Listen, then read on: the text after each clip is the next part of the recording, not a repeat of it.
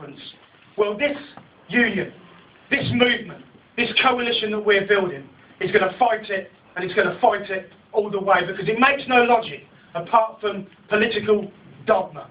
It's a public service this country should be proud of. And what they're saying is one of the reasons they want to dump it is because there's an £8 to £10 billion pension deficit. I'll tell you what they're going to do with that pension deficit.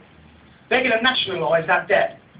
They're going to turn around to the taxpayer and say, we've got to take on that pensions deficit, because if this was a private company in the FT 100 index, it'd be bankrupt now because of its pension deficit. So they're going to nationalise the debt, put between 8 and 10 billion quid on the national debt, and then they're going to sell off the profit.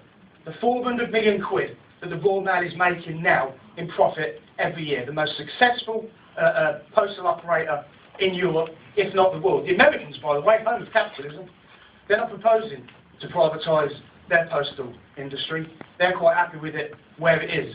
This government are, and it's based on ideological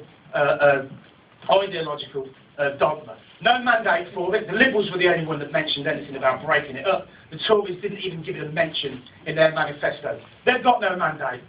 We have got the mandate.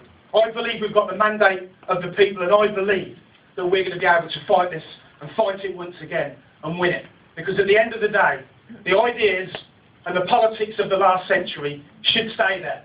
Opinion poll after opinion poll turns around and says that there's no room for this and the people seriously don't want it. The people as well that are going to look to buy a big stake in it. TNT, profits in 2009 down by over 25%. Deutsche Post, profits reduced by over 36%. They're the people coming in, and what people take for granted today, as far as their postal service is concerned, is under threat. But I'll tell you this now, if we're going to beat it, if we're going to defeat it, then there's only one thing that we've all got to do, regardless of where you come from.